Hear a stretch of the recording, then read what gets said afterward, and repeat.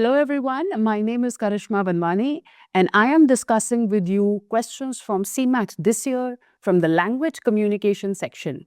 We will go through these questions one by one and we shall also discuss the concepts involved in solving them. Let's get started. This is a very simple question based on the grammatical concept of proper nouns and how they change into common nouns if they are preceded by an article. So if you want to talk about a famous personality, and you want to talk about their qualities with reference to a person who is a layman. For example, if I want to talk about the best batsman in my team, I can simply use the reference of Sachin Tendulkar or Virat Kohli. And I can say something like, Sam is the Sachin Tendulkar of my team. That simply means that Sachin has the qualities of being a great batsman like Sachin Tendulkar is. In this case, when you put an article before Sachin Tendulkar, it behaves as a common noun and not a proper noun. Otherwise, the usual rule is that you do not use any articles before proper nouns. So if you look at this one, the first sentence says, Milton is the Surdas of England.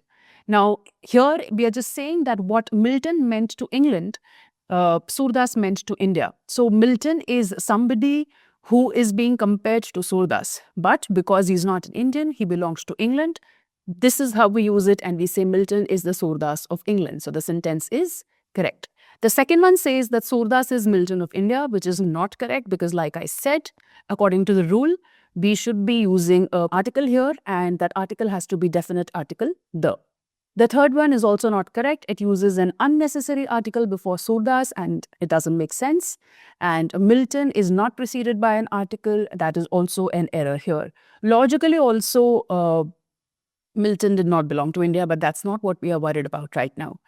The Surdas is the Milton of India has an extra article again, and therefore we will stick with option number 1.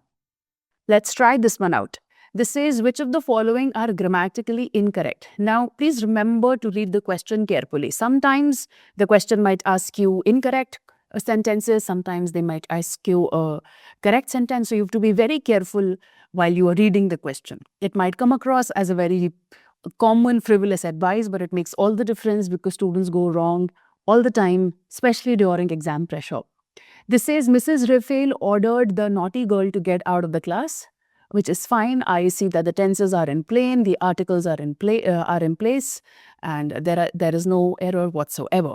The second one says that the beggar begged in God's name. G is capital, the apostrophe is correct, a handful of rice is the correct usage, the tenses are fine. Again, a correct sentence. The teacher asked Amitabh where he had been. Again, no errors here. The articles are in place. It's a past tense. We have the pronunciation in place. I think the fourth one should be the answer. And in order to be sure, you should try to find out the error in the fourth one so that you're really sure that you mark the right answer. The fourth one says, Veena inquired of Manorama why she had taken a pen. Now, please see that this is a sentence written in reported speech. If I was supposed to say this in direct speech, then I would say, Veena asked Manorama, comma, inverted commas begin, why have you taken my pen, question mark, inverted commas closed.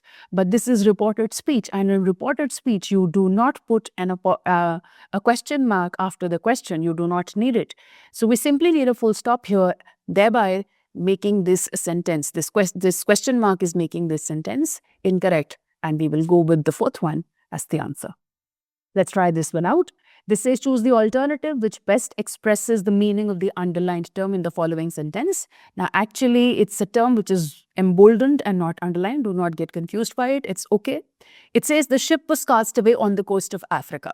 And cast away is a phrasal verb. Phrasal verbs are particular pairs that are made up of a preposition attached to a verb, and there is a specific meaning to every pair of phrasal verb that exists. So it's a lot about how good a reader you are. It's also about have you learned any phrasal verbs? Have you made a deliberate effort to learn those words? In this case, cast away simply means wrecked and ruined, and therefore that's the only word, that's the only answer that we can go with. Do not worry about what else goes in context. So you might feel that anchored also goes, if it were a blank, we could have filled anchored as the answer, but that's not the point here. This is not a fill in the blank question. You're finding a replacement of the phrasal verb cast away, and therefore we need to stick with its correct meaning, which is wrecked or ruined. Let's try this one out. This says that you have to choose the alternative which best expresses the meaning of the underlined word. The underlined or the bold word here is cooked up, which is also a phrasal verb, and phrasal verbs have specific meanings. When you cook up a story, you fabricate a story, you make one from scratch just out of nowhere. So fabricated could be an answer. Cooked up can also be a replacement for the word concocted, which again means that you are trying to make up a story of your own, maybe from scratch. Savory simply means spicy or namkeen, and tale is a story. And because phrasal verbs have specific meanings, we will have to stick to concocted. Now, please note that baked, roasted, boiled are all words related to culinary skills, one or the other form of cooking, but that's not the point here. You need to know that phrasal verbs have specific meanings, and we will stick to the original meaning that exists. So here, fabricated or concocted could be the right answer. Let's try this preposition question. So you have to fill in a preposition in the sentence, in the given blank, and it says folly. Folly is error. His folly has brought dash his ruins. Now, his error or his mistake has brought about his ruins is the first intuitive answer that I'm sure pops up in your mind. It's an easy one. Bring about simply means to cause something, to make something happen. For example, what brought about the Iran-Israel issue is one of the most common topics in news these days. So brought about will be the answer. Prepositions are something that we need to improve through reading or through learning, and therefore, there is no guesswork involved here. Bring about is the only preposition that makes sense. It makes a phrasal verb, bring about, and bring about will simply stand for causing or making something happen. This one asks to choose the odd one out, and you have to find out what is odd in one of the sentences. Now, in an odd one out question like this, there could be a problem in the structure of the sentence. The odd one out could be a sentence which is grammatically correct. It could also be a sentence which is grammatically incorrect. So you will have to read and find out what is odd about one sentence which is not there in the remaining three. It says that Shankar is clever is certain. This is a complex sentence. It's correct. I do not know whether the principal is in the office. This is also a complex sentence, and it is correct. Why are these complex sentences? Because there is a main clause and there is a dependent clause. So we are talking about the certainty of Shankar being clever in the first one. In the second one, we are saying that we don't know whether the principal is in the office. If I remove the principal is in the office, I do not know does not make complete sense. So again, two clauses, one dependent, one independent. Complex sentence. Her fear is that she may fall ill. Another complex sentence because there's a fear which has been mentioned. What is the fear? That she might fall ill. The fourth one says Renee is not only kind but also devoted. Now this is a compound sentence and we are using a conjunctive adverb, or we can simply call it correlative conjunction, which is not only and but also. So not only but also is a jodi, a pair of correlative conjunctions. And this is a predicate which is compound. This is not a complex sentence where one clause is dependent on the other. And therefore, we will go with the fourth one as the odd one out, and thereby this is our answer. Now, this is seemingly a longer paragraph, and a lot of students get intimidated by such questions. But please note that you have to at least give it a try and see probably that what is the question asking you to do. For instance, in this case, there are three blanks, 1, 2, and 3, and it's simply asking you to pick up an appropriate replacement. So it's just a fill-in-the-blank question, and you might feel that there is a lot to it simply because you got scared by its length, but I would ask you to be wiser and more patient and read the question carefully and give it a try. So this says, today our society abounds with persons, which means it's full of people who are mad after their own interest. They're crazy about their own selfish interests. In Sarvodaya, however, one has a dash solicitous of others' interest. I think the intuitive answer that comes to you is one has to be. One has to be careful, one has to be solicitous, one has to be particular and inclusive about other people's interests as well. Man's nature will have to be changed. Values of life will have to be revalued. Now, again, intuitively, the answer comes to my mind because that's what fits in here. It says values of life. And please note that the subject of the sentence here is values, not life. We are talking about values that need to be revalued. We are not talking about revaluing life. This is known as the error of proximity in subject-verb agreement, wherein you end up marking the wrong verb or the wrong answer simply because you thought that whatever is closer is the subject. So you need to be a little evaluative and thorough. that what is the subject, किस बारे में बात हो रही है, who's the doer of the action, करता कौन है sentence का. So values of life will have to be revalued, and we already have the answer to the first part of this, where you have to pick up an appropriate replacement for blank 2.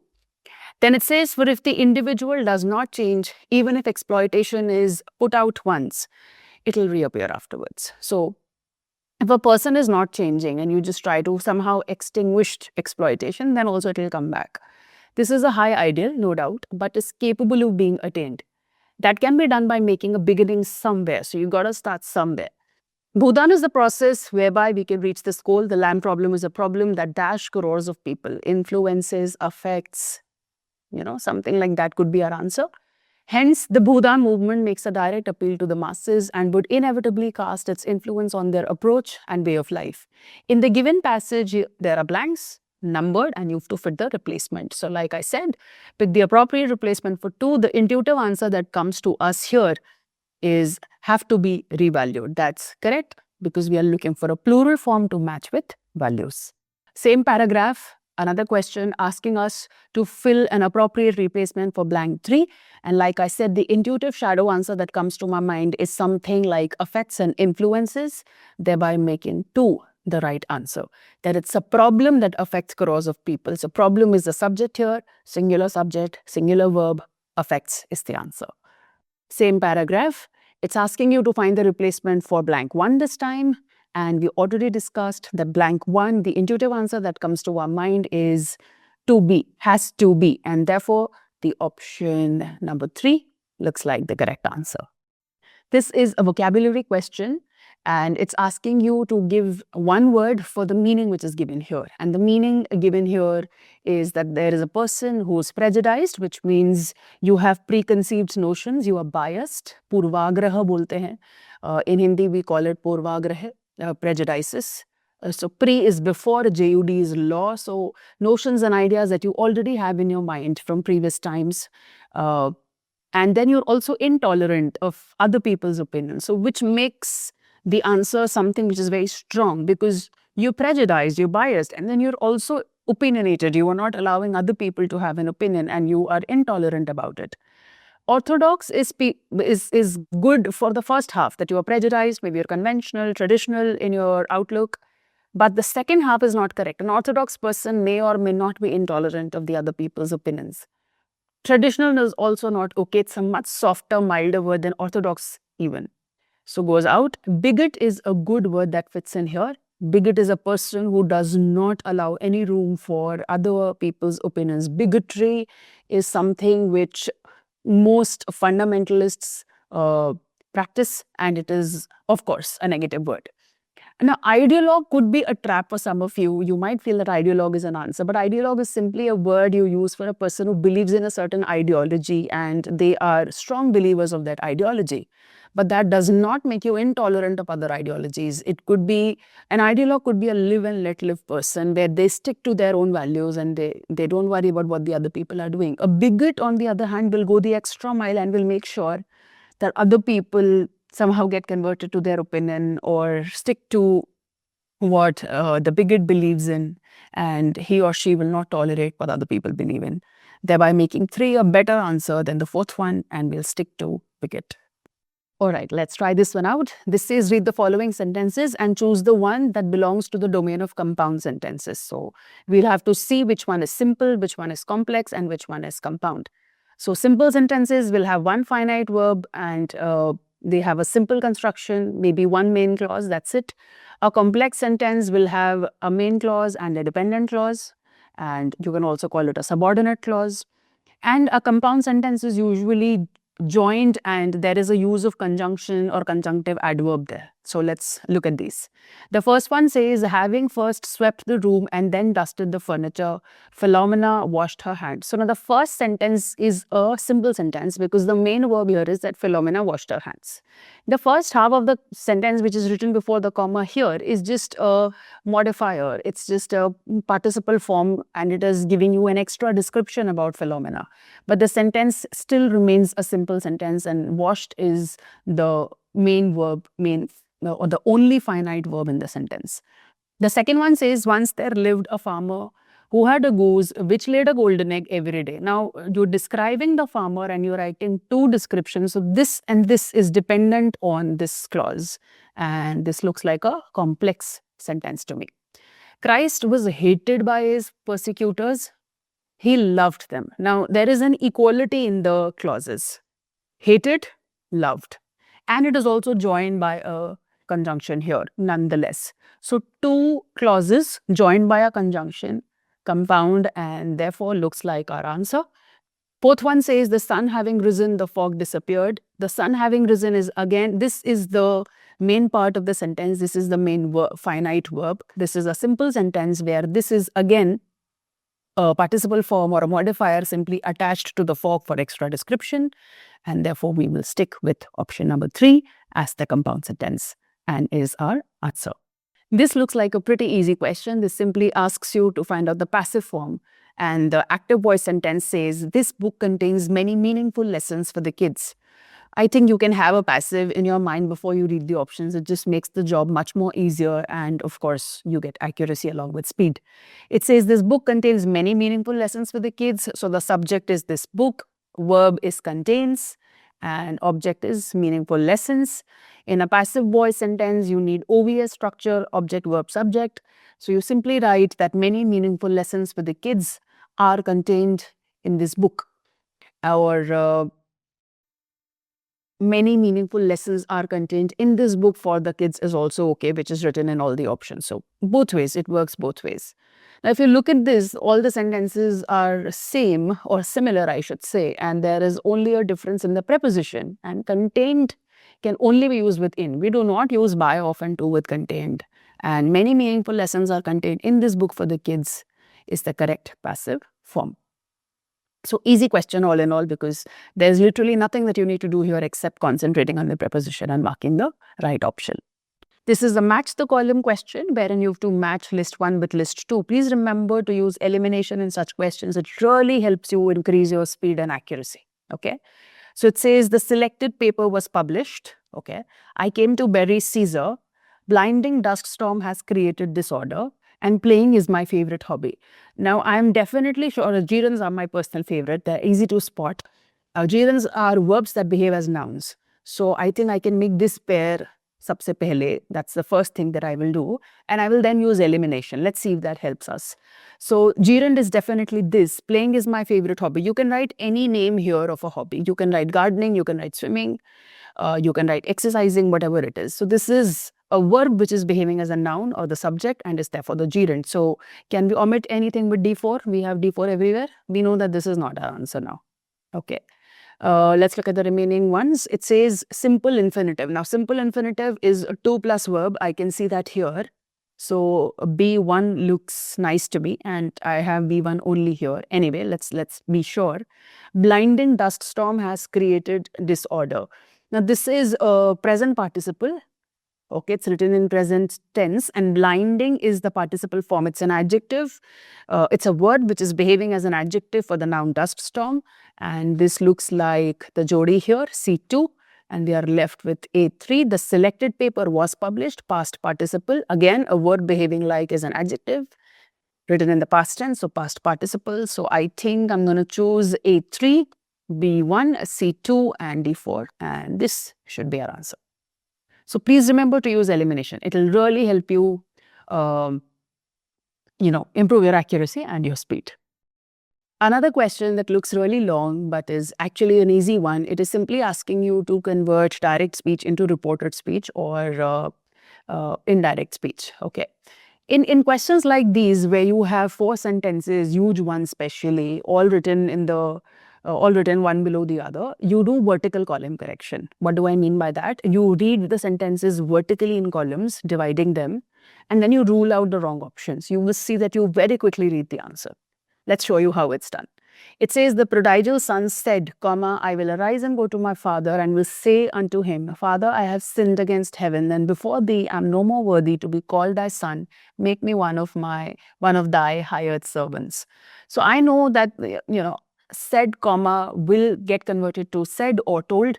And told, said, said to, and said. Now, told is a transitive verb and therefore needs an object here. For example, I told my mom, I told my students, I told him. But there is no object here and therefore this goes out. Said that is okay, let's keep it aside. Said to, but then whom? It's missing here. Kisse kaha? Said to whom? Again out. Said that. Okay, so we are left with 2 and 4. Half the job is done and I read just the first 4-5 words. So this is reading vertically in columns. Let's compare 2 and 4 now. That he would arise, that he will arise. I know from my rules of direct speech into indirect speech that will gets converted into would in indirect speech, in reported speech, and therefore this is correct and this is not, this is wrong. You want to be sure further, go ahead, see that here also you will find the same error. Answer is here. You don't need to read all 4 options one by one, drag yourself through it. Some people will just get scared by the length of the question, but it's actually easy. So like I said, be patient, be careful, you'll reach the answer. Be a little smart about it. This is a different question. It's asking you assertion and reason. So in this question, you will first check the truth or the falsity of A and R, the 2 sentences that are given to you. And then you will see whether R, the reason, is the correct reason behind A, the assertion. It says the following sentence is an example of a compound sentence. The moon was bright and we could see our way. So 2 clauses, moon was bright, we could see our way, added with a conjunction and. Yes, it's a compound sentence. A is true. A complex sentence consists of 1 main clause and 1 or more subordinate or dependent clauses. Correct. So A and R are both true. So either do we have an option where A and R are true? Yes, these 2 are the options that A and R are true. These go out. But this is about a compound sentence and this is a complex sentence. How can R explain A here? It cannot. And therefore, this R is not the correct explanation of A should be our answer. Okay? So, fairly easy, I would say. You just need to know the kinds of sentences. Here you have 2 statements and you simply have to tell which one is true, which one is false. Both of them are talking about simple sentence. The first one says that a simple sentence is one which is 1 subject and 1 predicate. Well, that's true. A simple sentence is the one which has only 1 finite verb. That's also true. We have discussed this in previous questions as well. And therefore, both statements are true. And do we have an option that says, yeah. We have an option that says that both statement 1 and 2 are true. Pretty easy question, I would say. Let's try this very easy question. This is about the degrees of comparison, positive, comparative, superlative of adjectives. And it's simply asking you to mark the one which is written in positive degree. So the first one says Kalidas was a great poet. This is positive degree. Fatter than is comparative degree. You are comparing Clara and Marina and you're using fatter than. So comparative degree has been used here. Kashmir is one of the most beautiful places, superlative degree. And lead is the heaviest of the metals, is also superlative degree. And our answer is 1. Very easy, very quick. Yes? This one is a para-jumble, but not with youth sentences. These are parts of the same sentence. And I find that easier. You know, it's easier to jumble the phrases or the clauses of a sentence together rather than clubbing multiple sentences into 1 paragraph. Let's try this out. It says, to discuss questions such as whether, you have to be clear about. So we do know that something is missing after whether. Okay. You have to be clear about what a scientific theory is, about the nature of the universe, and it has a beginning or an end in order to talk. This cannot be the beginning because it says it has a beginning or an end. You can also take some help from the options. So you know that A, B or E, these could be the starting. And try to have a fair enough idea that what is the sentence talking about. So it says, to discuss the questions of whether. Now, do we have a question here? Because whether is followed by a question, whether this or that. So do we have that somewhere?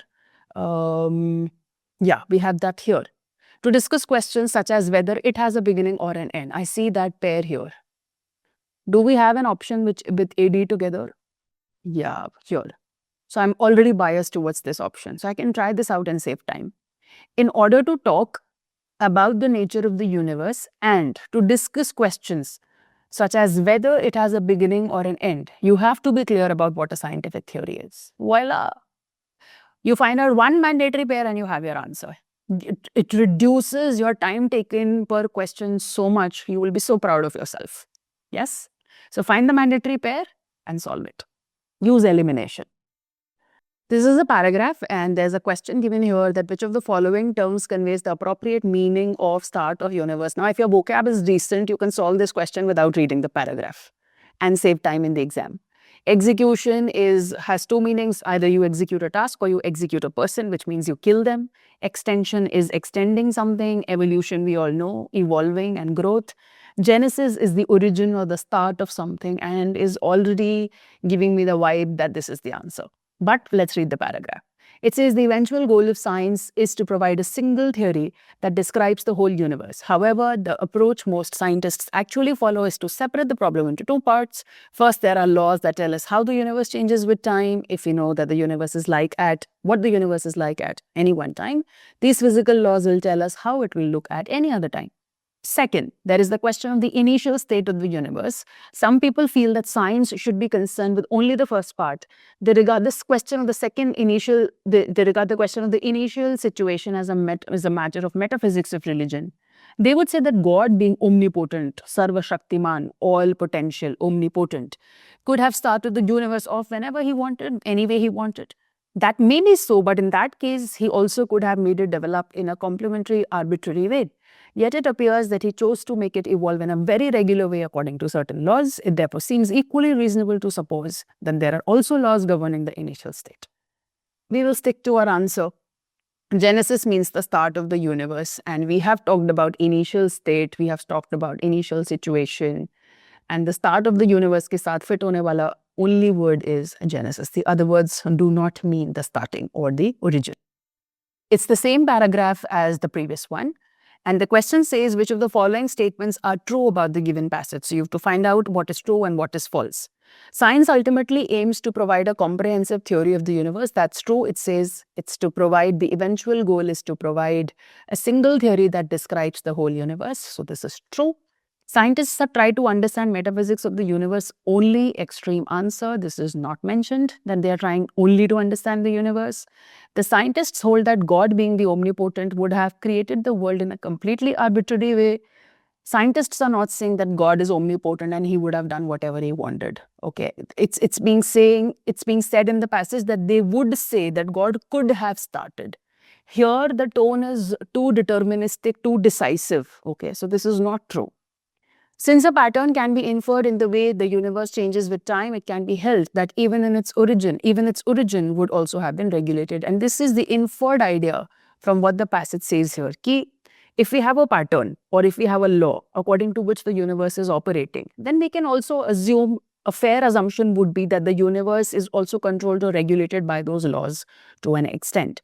And therefore, A and D only will be the sentences which are true. So I hope you've understood this.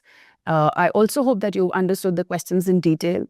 And I would request you to share in the comments if you have any doubts related to any question or any concept that you would like me to elaborate on. Thank you so much. See you soon with another session.